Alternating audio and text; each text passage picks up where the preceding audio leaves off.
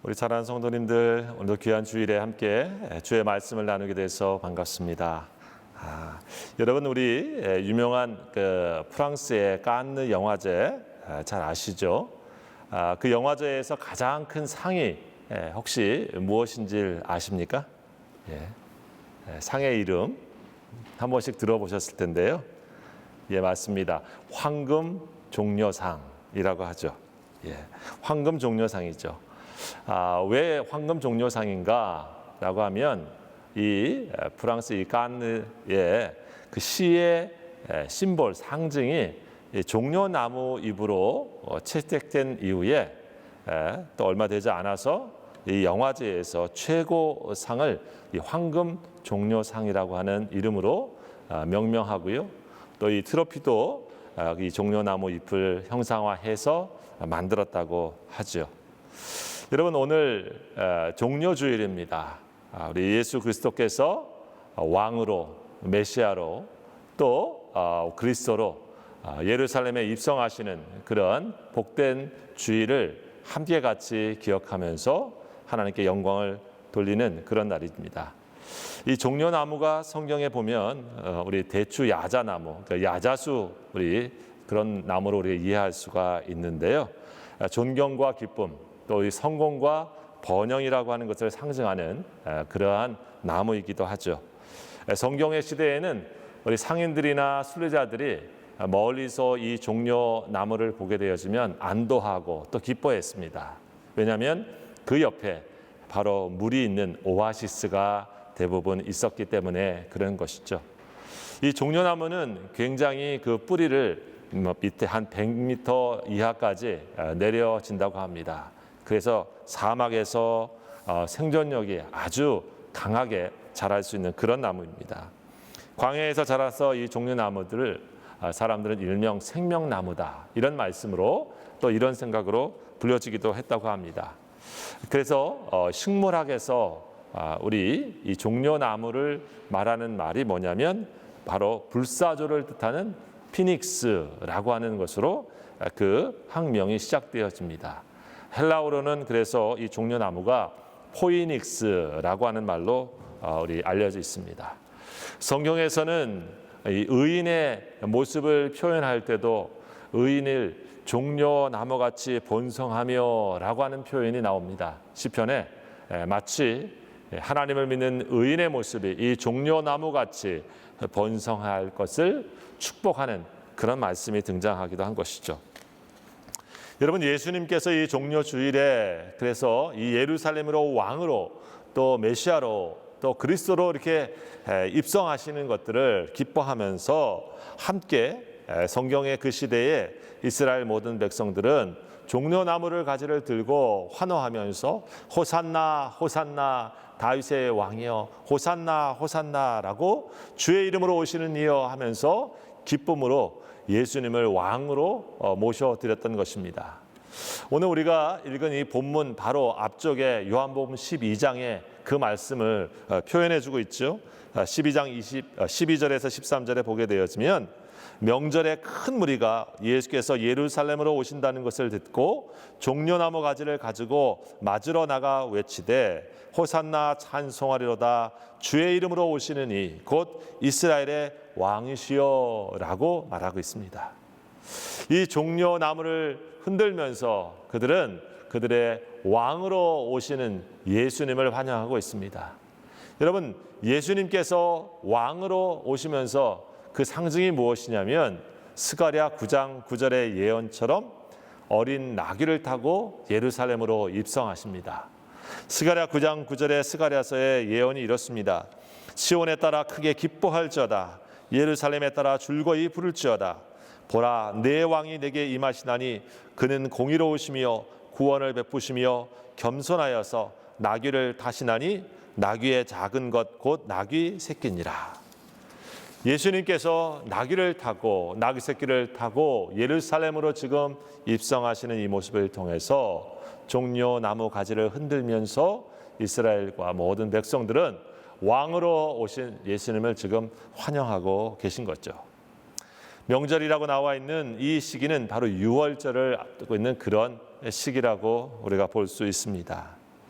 여러분, 예수님께서 오늘 이렇게 예루살렘에 입성하셨는데 예루살렘에 입성하신 다음에 오늘 예수님께서 자신에게 찾아온 사람들에게 이렇게 대답하고 있습니다. 23절에 보면 예수께서 대답하여 이르시되 인자가 영광을 얻을 때가 왔도다. 예수님께서 지금 예루살렘에 들어오셔서 인자가, 예수님 자신이 영광을 얻을 때가 왔다, 이렇게 말씀하고 있다고 하는 것이죠.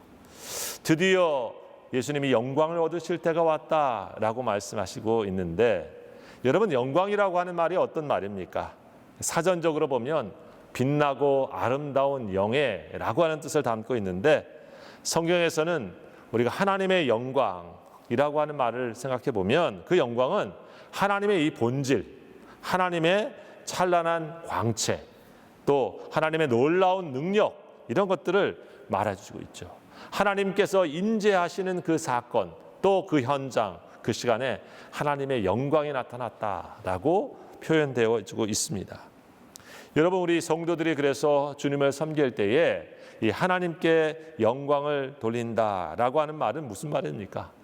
어떤 많은 귀중한 일을 하고 좋은 사역을 하고도 우리 하나님께 영광을 돌립니다라고 하는 말은 내가 아닌 하나님께서 하신 일입니다. 나의 능력, 나의 지혜가 아니라 하나님의 지혜, 하나님의 능력이 역사에서 이루신 일입니다 라고 하는 것을 인정하고 또 주님께 그 모든 것들을 올려드리는 표현이기도 합니다. 여러분, 그런데 오늘 예수님께서 이 영광을 얻으실 때라고 하는 의미를 그러면 생각해 보면 그 영광을 얻으신다고 하는 것이 무슨 말일까? 오늘 이 본문의 말씀 속에서 우리가 다시 한 번 더 그것을 점검해 봅니다. 예수님께서 영광을 얻으실 때가 왔다라고 이렇게 말씀하시면서 오늘 24절에 보면 그 말씀이 무슨 말씀이신지 더 깊이 얘기해 주십니다. 우리 24절의 말씀을 같이 읽어봅니다. 내가 진실로 진실로 너희에게 이르노니 한 알의 밀이 땅에 떨어져 죽지 아니하면 한 알 그대로 있고 죽으면 많은 열매를 맺느니라. 아멘. 예수님께서 영광의 때를 말씀하시면서 무엇을 말씀하고 있습니까? 죽음을 말씀하고 계십니다. 내가 영광을 얻을 때가 왔다라고 하는데 주님께서는 한 알의 밀이 땅에 떨어져 죽는 것 같이 내가 십자가에서 죽어야 된다라고 하는 죽음을 말씀하고 있다고 하는 것이죠. 여러분, 사실 영광이라고 하는 것을 얘기할 때 예수님께서 영광을 받으신다라고 하는 것을 생각해 보면 우리에게 어떤 이미지가 먼저 떠오릅니까? 예수님께서 면류관을 쓰시고 계신 그런 모습이라고 볼 수도 있죠. 예수님께서 죽음과 또 죄와 사망을 이기시고 부활하시는 그런 승리를 우리가 먼저 연상할 수가 있습니다.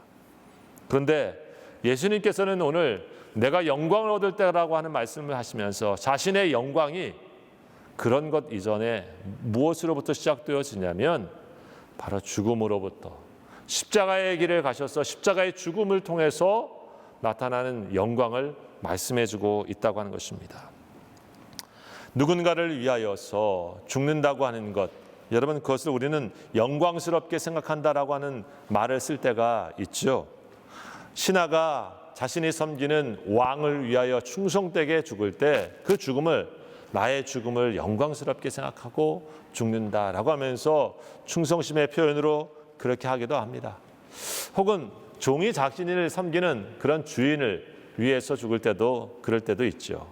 그 죽음을 자신은 사실 영광으로 여기기도 하죠. 어떻습니까? 정말 자기가 사랑하는 멋진 여인을 위해서 불가피한 상황 속에서 목숨을 바쳐야 할 때 그 죽음을 영광으로 생각하면서 또 바치는 경우도 있습니다. 조국과 위대한 것, 그 무언가를 위해서 바칠 때 우리는 그 죽음을 영광이라고 하는 표현으로 또 받아들이기도 하죠. 여러분, 우리 한국에서 가장 유명하신 우리 역사에서 훌륭한 장군이 누굽니까? 예, 맞습니다. 바로 이순신 장군입니다. 일본 왜구가 우리 조선을 침략해 왔을 때에 준비가 안 돼 있었던 우리 조국의 모습이 참으로 어려웠었고 풍전등화와 같은 조국의 앞날에 있을 때에 여러분 자신의 목숨을 아끼지 않고 왕에게 신에게는 아직 저들과 싸울 수 있는 12척의 배가 남아 있습니다 라고 하면서 최선을 다해서 자기가 갖고 있는 지략과 용명을 발휘하면서 병사들과 함께 여러분 끝까지 싸우면서 우리 조국을 지켰던 장군, 그 바로 이순신 장군입니다. 마지막 싸움에서 여러분 적의 화살에 맞아 죽음을 맞이하게 되어지는 그런 순간에 접했을 때도 옆에 있는 자신들의 부관에게 말했다고 하죠. 싸움에 급하니 자신의 죽음을 알리지 말고 바로 이 싸움을 끝까지 해라 라고 하시면서 마지막 순간까지 자기보다는 조국을 생각했던 모습을 우리가 역사에서 발견하게 되었습니다. 여러분 아마도 그렇게 조국을 위하여 또 우리 있었던 조선의 백성들을 위해서 자신의 목숨을 바치는 그 모습들, 여러분 그것은 바로 영광된 일이 아니겠습니까? 바로 그렇게 지켰던 오늘의 조국이 있기 때문에 우리의 후손들이 그것을 지금 누리고 있는 것이라고 믿습니다. 최근에는 바로 그렇게 지켰던 우리의 조국의 여러분 독도를 지금 자기 땅이다라고 여기면서 또 그렇게 주장하는 일본의 모습을 보면 참 그 모습이 가관입니다.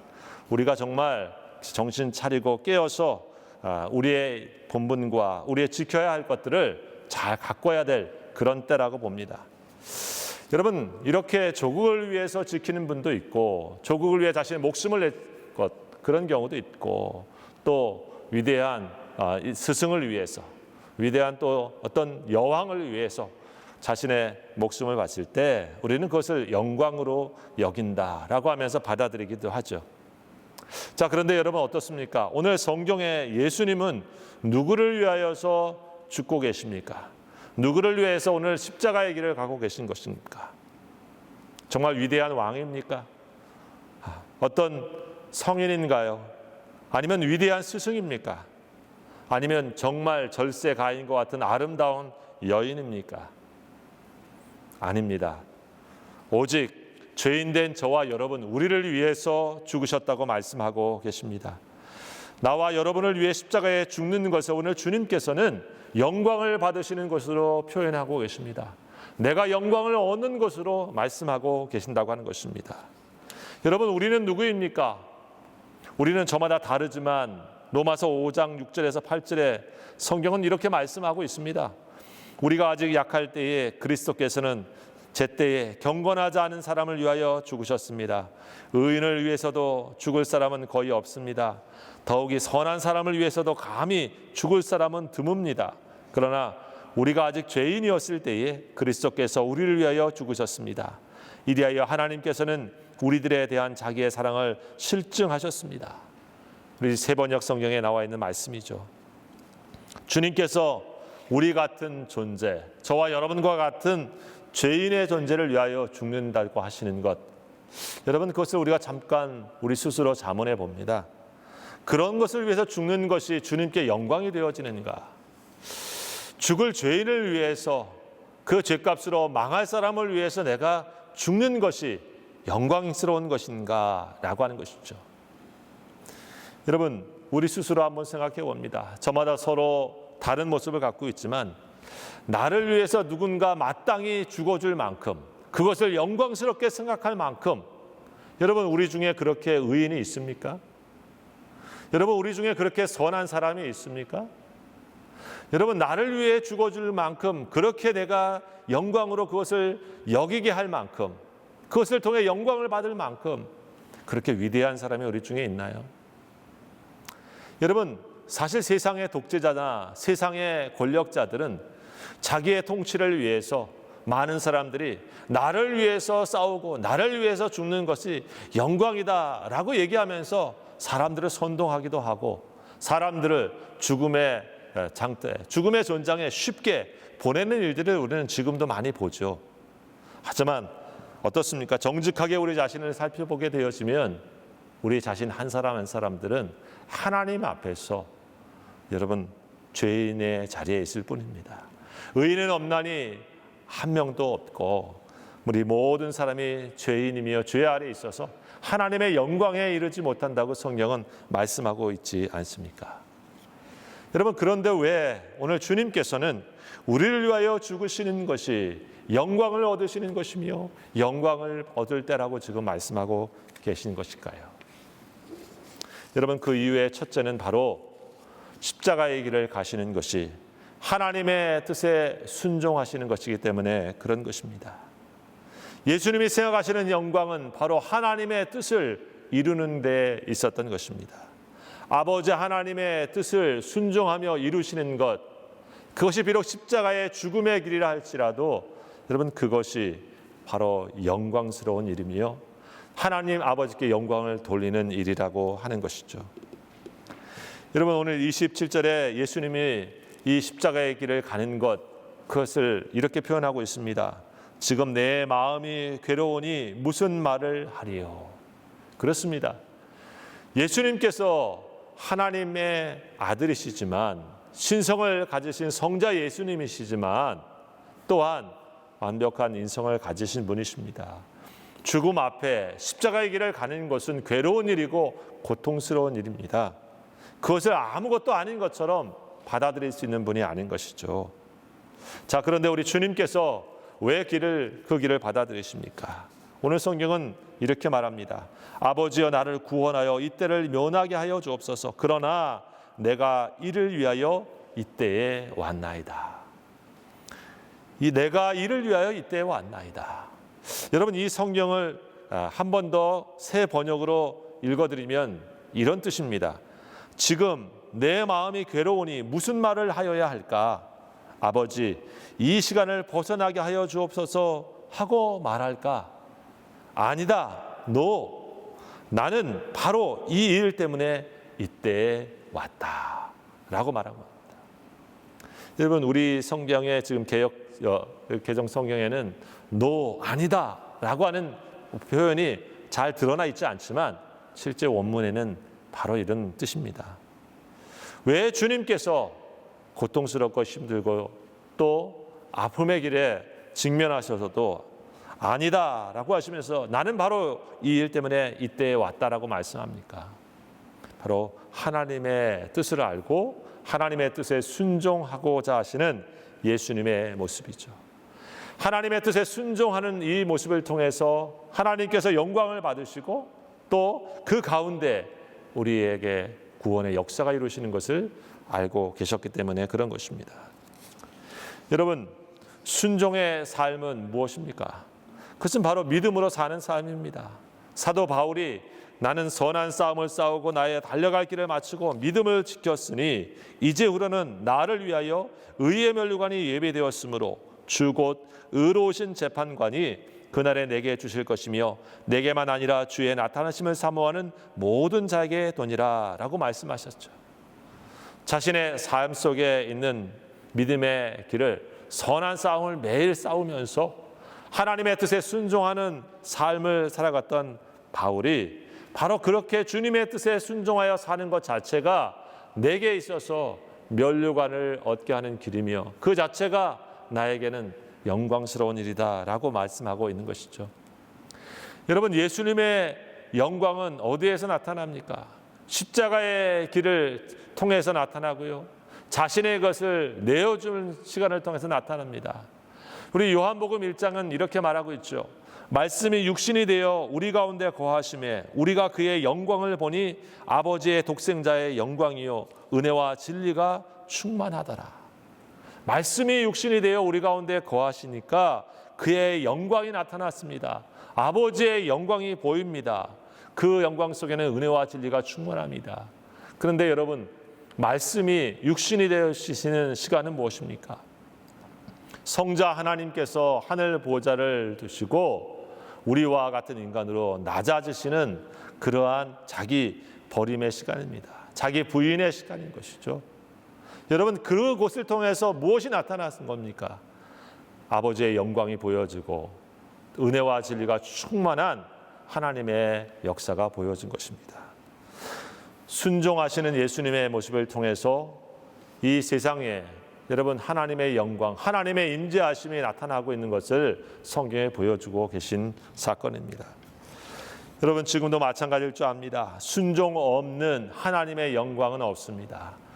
주님의 뜻에, 주의 말씀에 우리가 한 걸음 한 걸음 순종하는 삶을 통해서만 하나님의 역사, 하나님의 임재하심, 하나님의 이름이 높여주시는 주님의 영광이 나타나게 되는 것입니다. 여러분 그래서 우리 성도의 삶은 무엇입니까? 하나님의 뜻을 순종하는 것, 그 뜻을 이루는 것, 그것을 영광으로 여기며 살아가는 삶이라고 하는 것, 여러분 우리가 믿으실 수 있기를 주의 이름으로 축복합니다. 여러분 둘째로 예수님께서 오늘 십자가의 죽음을 자신의 영광으로 이루시는 이유가 무엇일까요? 그것은 바로 사랑이십니다. 우리를 위하여 죽으심을 예수님께서 영광으로 받으시고 하나님의 구원의 역사를 이루시는 이유는 바로 하나님께서 우리를 그렇게 사랑하신다고 하는 사랑의 증거이신 거죠. 여러분 로마서 5장 8절을 우리가 아까 읽었는데 그 말씀의 끝이 이렇습니다.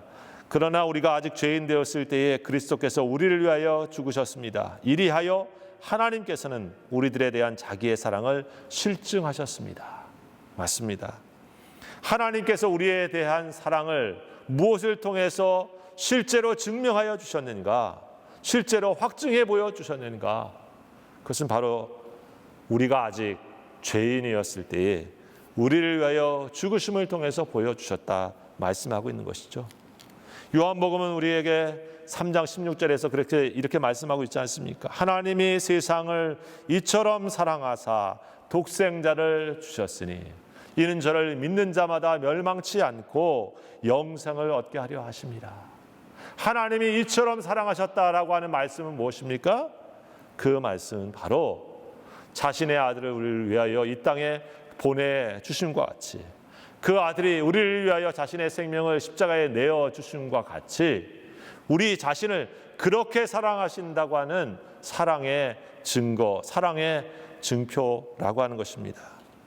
우리를 얼마큼 사랑하시는가 라고 말씀하실 때에 하나님이 이처럼 우리를 사랑하신다라고 말씀해 주고 있는 것입니다. 우리에게 사랑의 대상인가 우리가 물어본다고 하면 주님은 우리들에게 말씀하고 있는 것이죠. 나 자신의 가장 소중한 나의 아들 너를 위하여 내어줄 만큼 저와 여러분에게 주님께서는 사랑의 대상이라고 사랑의 존재라고 말씀해주고 있다고 하는 것입니다. 여러분 정말 귀한 말씀이고 복음의 말씀인데 이 말씀을 사실 우리 마음속에 생각해 보면 다시 이해가 되지 않는 말씀이기도 합니다. 내가 그렇게 주님께 그런 존재인가? 내가 그렇게 하나님께 사랑의 대상일 수 있는가?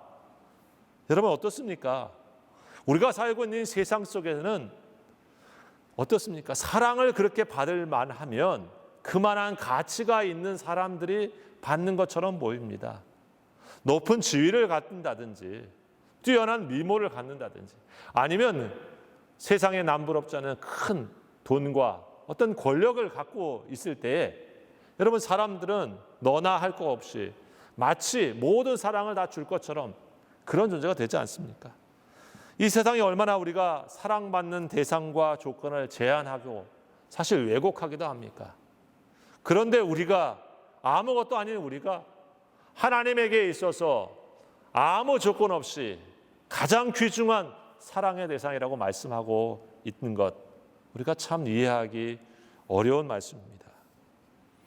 여러분 잘 아시는 그 이지선이라고 하는 우리 지선아 사랑해라고 하는 책을 쓰시고 지금은 이화여대 사회복지학과 교수를 하고 계신 분이죠. 자신이 학생 시절에 사고를 당해가지고 차가 불이 나가지고 교통사고에서 온 몸에 화상이 입게 되어져서 거의 생명이 위독한 상황 속에서 살게 되었는데 여러 번 수술을 통해서 얼굴이 회복되었지만 그 얼굴은 사실 예전의 얼굴이 아니라 누가 봐도 정말 흉측한 그런 얼굴과 같은 모습을 맞이하게 되었습니다.